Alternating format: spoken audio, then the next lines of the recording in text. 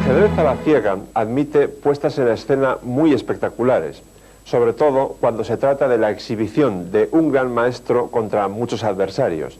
En ese caso, el gran maestro puede sentarse de espaldas a sus rivales o incluso ponerse una venda en los ojos para hacerlo todavía más aparatoso.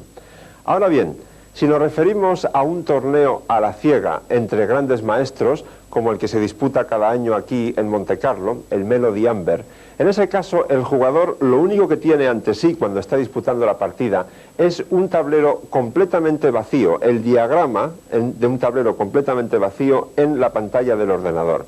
Y además, en expresión escrita, la última jugada de su oponente. A partir de ahí todo se deja a su imaginación.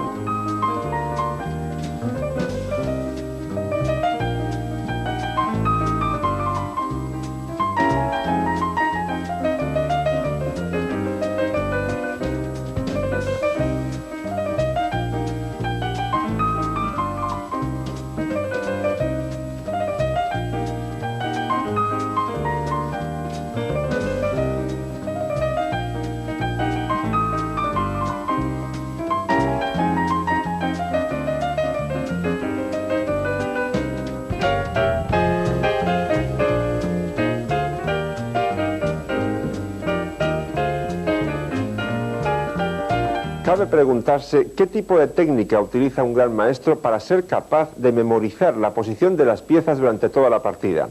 ¿Estamos hablando de una técnica de memoria fotográfica? ¿Está el jugador viendo, entre comillas, las piezas en 3 dimensiones y el tablero a sí mismo durante toda la partida? ¿O más bien nos referimos a que él ve algunas piezas y entonces establece algún tipo de conexiones mentales sobre dónde están las otras? La mejor manera de resolver el enigma es preguntar a los propios protagonistas, y eso es lo que hemos hecho. Bueno, el año pasado estaba intentando proyectar mi juego en la pantalla, pero este año está solo en mi cabeza. Si tienes buena concentración, lo puedes retener en la cabeza. Es más simple.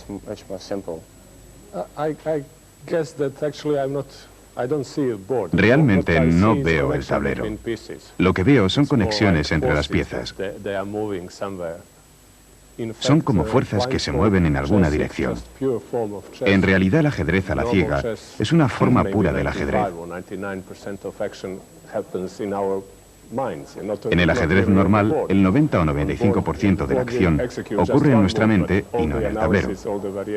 Todos los análisis, variaciones, cálculos se dan en la mente. Incluso en este caso, un diagrama vacío puede ser una distracción. Estaría bien que las partidas fueran totalmente ciegas, al 100%. Hay un componente de distracción en el diagrama. Creo que la mayor parte de lo que ocurre está en la mente, no en un diagrama ni en un tablero. Normalmente solo veo el tablero vacío, pero sin embargo un tablero.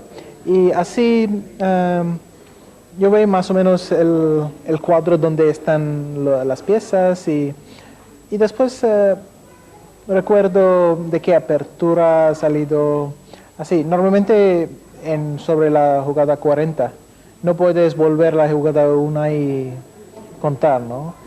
Pero más o menos con la apertura y con una idea de dónde están las piezas, puedes reconstruir la posición.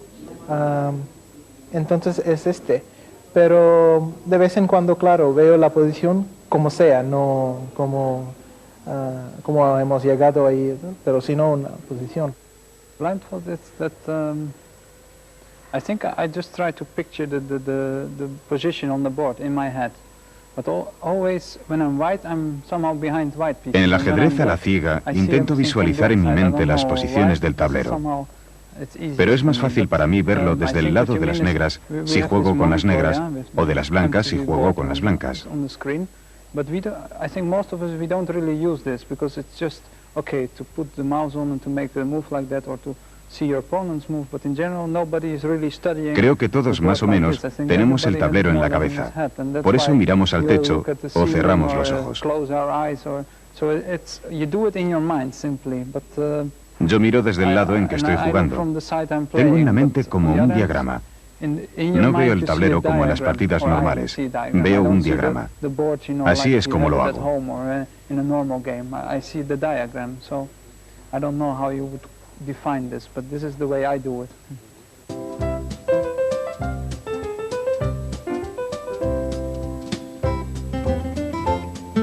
Si ustedes están en la cocina preparando un plato que requiera mucha atención, supongamos por ejemplo una salsa de bechamel, y en ese momento suena el teléfono en la otra punta de la casa, entonces ustedes tienen un problema. En el tablero de ajedrez pasa lo mismo, porque estamos hablando del ataque doble, que ocurre cuando una pieza ataca simultáneamente a dos adversarias. Entonces el bando defensor tiene un problema. Puede ser grave o leve, pero suele ser bastante grave si la pieza que da el jaque doble o el ataque doble, no tiene por qué ser jaque, es la dama. Evidentemente porque la dama tiene una fuerza, una potencia mucho mayor que las otras piezas, pero también se pueden hacer ataques dobles con otras piezas. En este primer ejemplo, lo más importante es ver si las blancas pueden aprovechar de alguna forma la agresiva situación de sus piezas. Lo primero que salta a la vista es la debilidad de la primera fila de las negras, pero no parece que por ahí se pueda sacar petróleo, porque el caballo está protegiendo esta casilla B8 donde podría ir la dama, y si primero cambiásemos el caballo con alfil por D7, seguiría torre por D7, pero entonces a dama B8 jaque, la torre al moverse ha desbloqueado esta diagonal y el alfil podría retroceder a F8 y taparse del jaque. Así que por ahí no parece haber gran cosa. Entonces vamos a ver más detalles de la posición. Por ejemplo, este caballo está protegido exclusivamente por esta torre en E7. Y entonces llegamos a lo que es realmente la clave de la posición. ¿Qué pasaría si desaparecieran este peón de G7 y el peón de F5? Que entonces un jaque de la dama en G4 sería un ataque doble contra el rey y contra la pieza que estuviera en D7, ahora mismo el caballo. Y entonces, como por un arte de magia, surge la combinación fácilmente. Lo primero que hay que hacer es F6. Como atacamos la torre y si la torre se mueve se pierde el caballo, no hay más remedio que jugar G por F6 y entonces misión cumplida. Ahora alfil por D7, si las negras no quieren quedar con una pieza de menos, tienen que tomar esa pieza, torre por D7, dama G4 jaque y a la siguiente cae la torre. En este caso el ataque doble era realmente gravísimo.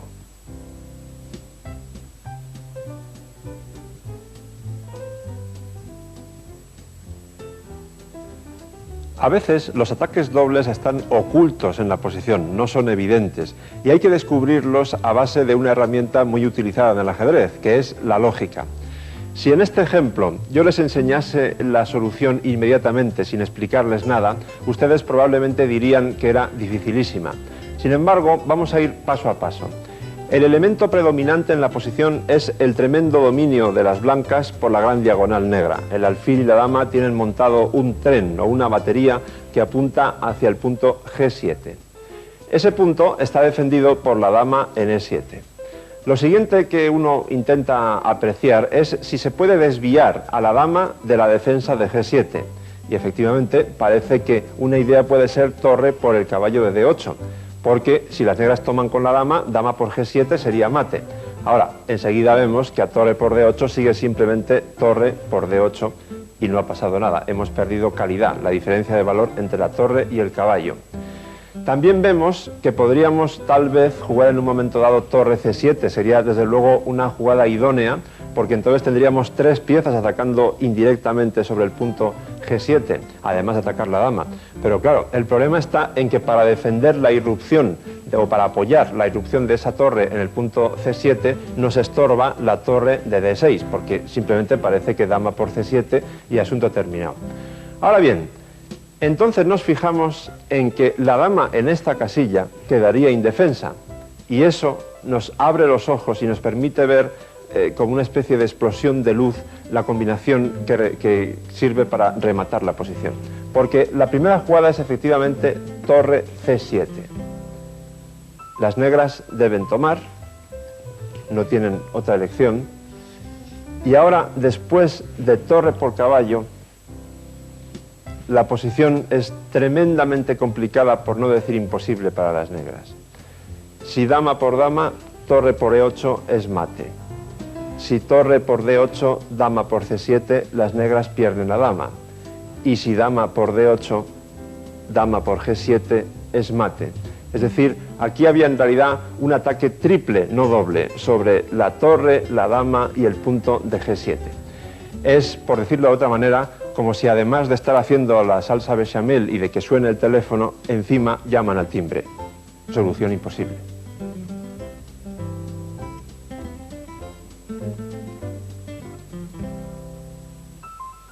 Como he dicho antes, no solamente la dama puede realizar ataques dobles, también el humilde peón es capaz de esa arma táctica, como vamos a ver en este ejemplo, en donde lo primero que destaca es que las blancas están peor, están en desventaja, no tanto porque aún no se hayan enrocado, que todavía eso no es grave, como por la tremenda fuerza de estos dos peones centrales móviles, que pueden dar francamente muchos sustos.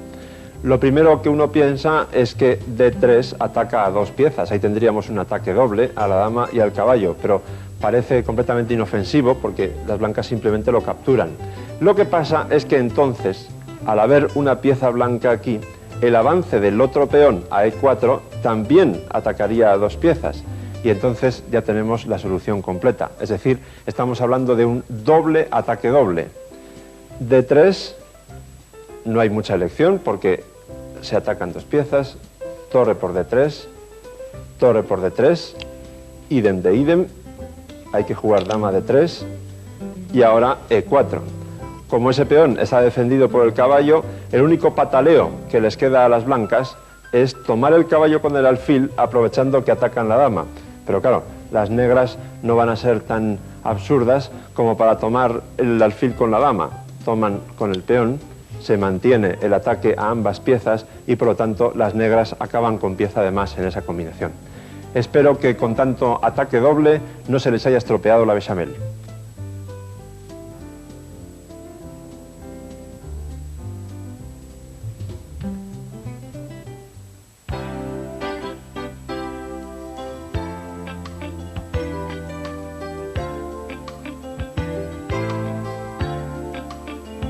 Mijaíl Tal, soviético. A pesar de que su reinado solo duró un año, en 1960, es uno de los campeones más queridos por los aficionados. Sus combinaciones fueron brillantísimas y muy complicadas.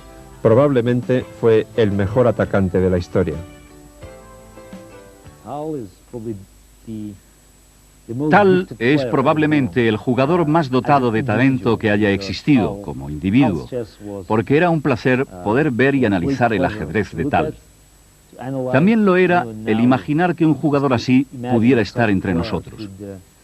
Casi no puedo imaginar cuál sería el impacto que Tal tendría en los jugadores de los años 50, porque incluso ahora nos resulta tan lleno de energía. Creo que Tal rompía el hielo frente a Botvinnik, porque Botvinnik era demasiado serio y hacía falta esa frescura de sus puntos de vista, esa fuerza, y así era Tal. Sus combinaciones, que por cierto estaban basadas en una preparación muy seria, porque hay gente que se olvida de que Tal era ante todo un gran jugador y no un gran esteta o un gran mago. Y creo que la contribución de Tal era casi amenazadora porque aportaba un elemento romántico a un nivel mucho más elevado que en los tiempos de Steinitz. Tal me gusta. Es increíble. Todas las combinaciones que vio. A veces cuando ves las partidas en un libro, piensas que puedes hacerlo, pero cuando lo intentas, ves que hay tantas cosas en el tablero, tantos riesgos. Era fantástico. Tal es la magia de los campeones del mundo es el que representa la magia y fue una pena que no durara más su carrera ajedrecística, que desapareciera tan pronto. Tal, ¿qué se puede decir de él? Era un jugador muy poco corriente y con una mente muy brillante. Creo que es importante que un jugador nos recuerde que el ajedrez es un juego.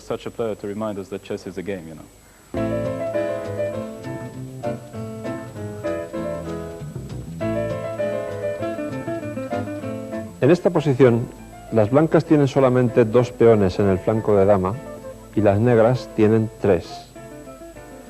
Sin embargo, las blancas van a efectuar el ataque llamado precisamente por eso, ataque de las minorías, un tema estratégico muy clásico y muy instructivo. Su estudio conviene no solamente a aquellos que vayan a jugar el gambito de dama, que es donde normalmente se origina este tipo de posición, sino en general a todos los aficionados, porque, insisto, se aprende mucho.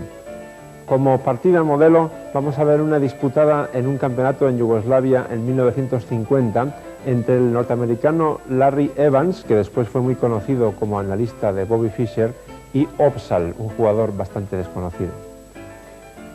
Aquí tenemos la posición típica desde donde parte el ataque de las minorías, y la primera jugada de las blancas es siempre, o casi siempre, torre A, B1. La idea es muy clara: avanzar este peón hasta B4 y después hasta B5 y evidentemente tomar en C6, salvo que las negras tomen antes en B5. En definitiva, el objetivo es aislar algún peón negro. Hay 2 posibilidades: que cuando este peón llegue a B5 las negras tomen, como he dicho, en cuyo caso este peón de D4 queda solo, queda aislado, ningún otro peón puede defenderlo, o bien que las negras permitan que el blanco desde B5 tome el peón de C6, en cuyo caso aquí quedará un peón atrasado y débil, que será el nuevo objetivo de las blancas. Así que después de torre a B1, las negras jugaron aquí caballo E4, una jugada normal para empezar a liberarse, porque es importante resaltar también que las negras deben intentar buscar un contrajuego en el flanco de rey. Alfil por E7, dama por E7. Las negras de esta manera van consiguiendo espacio en el flanco de rey para poder atacar dentro de un rato. Siguió D4, A6 para retrasar un poco B5 y también de paso para abrir esa columna cuando el avance se efectúe. A4. Aquí el negro tomó en C3. Hay otras variantes, otros planes, como por ejemplo F5, que son interesantes, pero también tienen el inconveniente de que cierran la acción de este alfil. Así pues, Opsahl optó por este, que es más claro. Primero toma el caballo y a continuación desarrolla el alfil a G4, que tiene su truco, porque si ahora caballo E5 seguiría alfil H5 y después se desaloja el caballo con F3. Por lo tanto, después de alfil G4, Evans jugó caballo D2 con una doble idea, según lo que pase en las próximas jugadas. Bien llevar este caballo hasta el punto C5, que como veremos va a ser muy importante de cara al final de partida, o bien trasladarlo más tarde a la casilla de C1, moviendo evidentemente primero la torre, para acudir en la defensa del rey si es que eso fuera necesario. Las negras prosiguen con su contraataque a base de dama G5, que, como pueden ver, amenaza alfil H3. Luego ya hay que tener cuidado, no puede pensar uno solamente en atacar, también en defender. Torre FC1, de forma que si ahora alfil H3 se puede jugar tranquilamente alfil F1. Torre E6 es otra jugada muy interesante porque tiene un doble fin. Por un lado, se adelanta a la debilidad que va a haber en C6, es una medida preventiva para defender ese peón horizontalmente, y además prepara el traslado de la torre, por ejemplo, a G6 o a H6 para unirse al ataque contra el rey blanco. B5, A por B5, A por B5. Las blancas continúan con el plan establecido y ahora alfil H3. Ojo, porque ya es demasiado tarde para jugar alfil F1. Seguiría alfil por y torre G6 con ataque decisivo. Por lo tanto, las blancas tienen que aceptar el pequeño inconveniente de debilitar un poco las casillas blancas del enroque, con G3. A continuación, las negras juegan torre de A a E8. La idea es también temática. En muchas partidas las blancas se han descuidado en este tipo de posiciones y han permitido que las negras sacrifiquen una torre ahí con un ataque decisivo contra el rey. Aquí Evans jugó con enorme precisión. Primero tomó en C6. La idea es que ahora, al sacrificio, las blancas simplemente no hacen caso. Después de torre por E3, C por B7 amenaza coronar y sería un factor muy importante. Por lo tanto, primero las negras tienen que perder un tiempo tomando en C6. Y ahora, para evitar que las negras sacrifiquen en E3, no hay que seguir el ataque en el flanco de dama, sino una vez más hay que intercalar una jugada defensiva, alfil F1 para cambiar este alfil. Y de paso, ahora a torre E3 seguiría caballo F3 atacando la dama. Y las blancas pararían el ataque. Entonces, después de alfil por F1, caballo F1, y como hemos dicho, el caballo estaba cumpliendo una doble función. Más tarde irá a C5, que es su verdadero objetivo, su verdadera meta, pero de momento defiende el flanco de rey. Caballo G6. Las negras, como ven, nunca dejan de atacar. Ahora suman el caballo a la ofensiva y la idea es llevarlo a H4 en algunas variantes, para después meterlo en F3. Una vez más hay que ser muy preciso, y Evans lo es. Juega torre B6, triplicando el ataque sobre el punto C6, y ahora las negras tienen que tomar una decisión difícil. De hecho, toman la correcta, que es llevar el caballo a la defensa del peón con E7. La alternativa era caballo H4, que en realidad no da nada, porque las blancas toman el peón, caballo F3, rey G2, caballo H4 jaque, rey H1 y no pasa nada. Así pues, Opsahl correctamente defiende el peón, pero ahora las blancas ya han conseguido que el ataque negro disminuya en su potencia. Entonces juegan dama B4. El próximo objetivo es cambiar una de las torres negras y al mismo tiempo hacerlo entrando con la dama en la octava fila, de forma que la dama pueda venir después, cambiar de lado y del flanco de dama pasar al flanco de rey para ayudar en la defensa. H5, otra jugada interesante, no solamente da una casilla de escape al rey, sino que además amenaza a atacar con H4. Torre B8, como se amenaza la torre de E8, hay que tomar. Torre por, dama por B8, jaque, rey H7 y dama F4. La partida es interesantísima porque combina todo el rato el ataque con la defensa.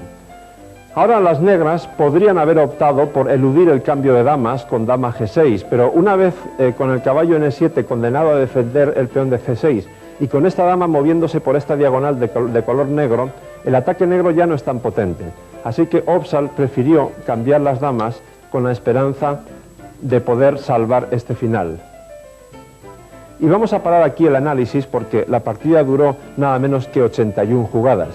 Sin embargo, está claro que las blancas están mejor. Ahora lo que ocurrió fue que este caballo fue maniobrando hasta la casilla C5, el rey se acercó al centro y la torre ganó espacio por A1 para penetrar por el flanco de dama. Evidentemente las negras están peor porque tienen una debilidad clara y las blancas no. Su mayor debilidad sería este peón, pero no es nada fácil atacarlo. Después de largas maniobras, Evans consiguió ganar, pero a los efectos que nos ocupa, lo importante es haber demostrado el interés, el enorme interés del ataque de las minorías, no solo si ustedes juegan el gambito de dama, sino porque se aprende cómo combinar el ataque con la defensa.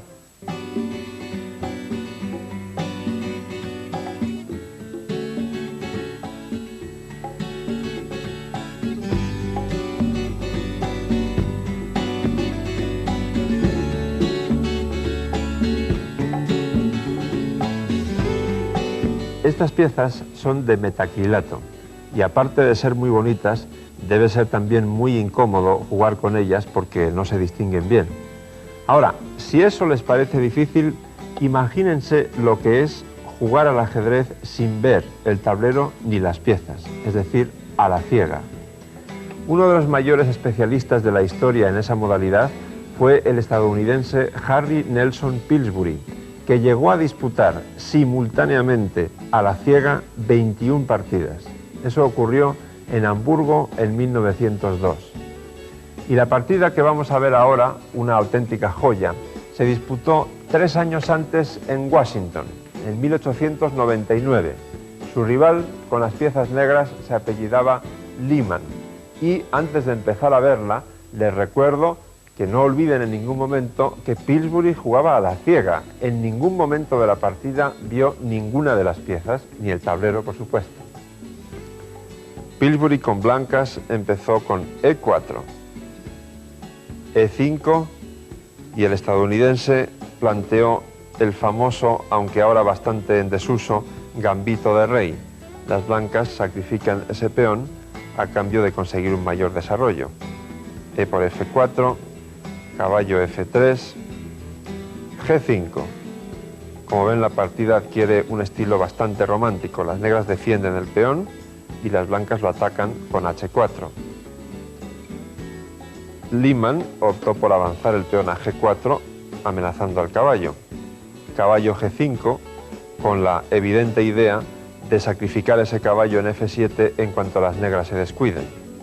Al parecer, Lehmann era un jugador de fundamentos bastante sólidos, porque reaccionó correctamente con un golpe central, D5.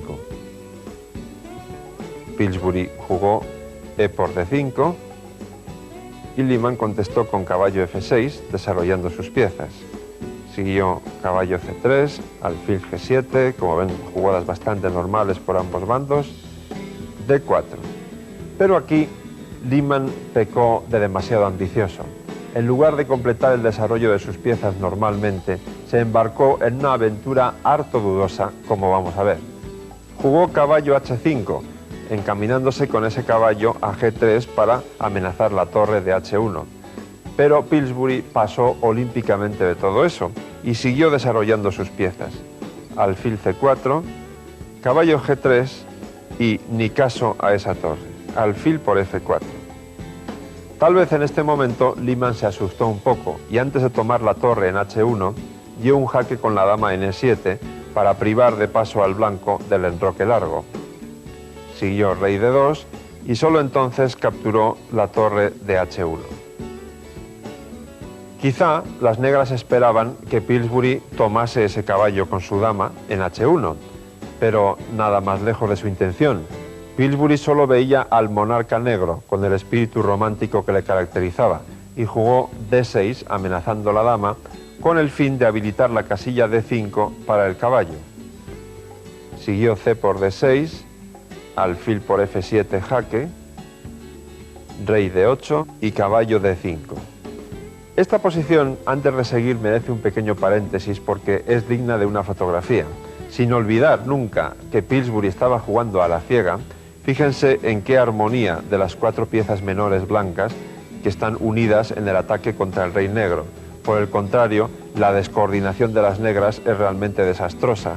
El caballo en H1, esa dama en E7 atacada, el rey al aire en D8, en fin, solo el alfil de G7 parece estar en una casilla, digamos, aceptable. No obstante, Lehmann aguzó su ingenio y como veía que mover la dama solo le iba a traer más problemas, optó por jugar caballo F2, atacando él mismo la dama blanca, que se movió a F1, y entonces caballo E4 jaque, de forma que si las blancas contestan con caballo por E4, las negras responderían dama E4. Lo que consiguen así las negras es privar a las blancas del desarrollo de la torre de A1, porque después de rey C1 que jugó Pillsbury, quedó encerrada. Sin embargo, a cambio de eso, las blancas consiguen recuperar una parte del material sacrificado, porque ahora la dama no puede moverse defendiendo al caballo de E4. Por lo tanto, jugaron dama F8 y caballo por E4. Ahora las negras todavía tienen la ventaja de lo que se llama calidad, es decir, la diferencia de valor entre una torre y una pieza menor, en este caso un caballo. Pero en realidad ese no es el factor más importante de la partida. Lo realmente importante es que las negras tienen todas sus piezas en la primera fila, excepto, insisto, ese alfil de G7. Ahora las negras no pueden jugar dama por F7 porque alfil G5 jaque obligaría a rey E8 para defender la dama y entonces caballo por D6 jaque doble al rey y la dama. Sin embargo, Lehmann una vez más da muestras de pequeño ingenio al jugar alfil H6. La idea es cambiar una de las piezas que le están atacando aprovechando que el alfil está clavado en la misma diagonal que el rey. Pillsbury dijo, bueno, muy bien, tú me vas a cambiar el alfil, eso no puedo evitarlo, pero me lo vas a cambiar como yo quiera. Y contestó alfil G5 jaque. Y después de alfil por G5 y H por G5, ese peón que acaba de llegar a G5 está contribuyendo a su vez al ataque. Ahora las blancas se proponen jugar dama F6, que es jaque, que sería francamente muy molesta. Así que Lehmann una vez más es original y opta por marcharse de excursión con su rey, rey D7. Y contra dama F6, que Pillsbury hizo de todas formas, las negras siguieron con su excursión y jugaron rey C6. Antes de seguir, hago otro pequeño paréntesis para volver a recordarles, porque es fácil olvidarlo, que Pillsbury jugaba sin ver las piezas. Todo este lío que tenemos en el tablero en este momento, Pillsbury lo tenía que tener en su cabeza. Las blancas continuaron entonces con caballo E7 jaque, rey B6, dama por D6 jaque y caballo C6. Al fin están liberando alguna de las piezas que tenían en casa. Caballo D5 jaque y rey A5. Pero ahora Pillsbury empieza un encaje de bolillos para ir alejando a ese rey y atrayéndolo hacia las piezas blancas del flanco de dama, donde va a sufrir una tremenda tormenta de jaques. Dama C7 jaque, rey B5. Así Pillsbury ha conseguido uno de sus objetivos, que era atraer al rey negro a la casilla B5, donde va a recibir el jaque del peón de A4, apoyado por la única pieza que aún no había entrado en juego, la torre de A1. A4 jaque, rey C4. Y ahora fíjense lo sibilino que era Pillsbury, porque ahora podría haber dado un jaque descubierto con ese caballo de D5, tenía varias formas de ganar la partida, pero fue perfeccionista, optó por C3, que defiende el peón de D4 para que el rey negro no lo pueda capturar, y va cerrando esa red de mate que está tejiendo contra el monarca negro. Ahora la principal amenaza sería caballo F4, jaque descubierto, que conduce al mate. Por lo tanto, las negras tienen que tomar medidas muy drásticas y optan por devolver parte del material que han ganado antes y juegan alfil E6. Una vez más, Pillsbury no hace la jugada evidente, no toma ese alfil de inmediato, sino que, por el contrario, lo hace en la forma correcta. Primero juega B3 jaque, aprovechando que las negras no podrían responder rey por B3 debido a caballo D2 jaque mate. Así pues, hay que jugar rey D3. Entonces, caballo C5 jaque. Hay que jugar rey E2. Y ahora caballo por E6. Y quizá avergonzado por lo patético de su posición, Lehmann decidió abandonar. Dado que la dama está atacada, habría que moverla en la primera fila, tal vez a C8 o a D8. Y entonces, bueno, hay muchas continuaciones, muchas formas de ganar, pero tal vez torre A2 jaque, seguido de otro jaque con la dama en F4 o en G3, según donde fuese el rey. Resulta difícil creer que esta partida se jugase por parte de las blancas sin ver el tablero en un solo momento. Creo que queda fuera de toda discusión que Harry Nelson Pillsbury era un genio.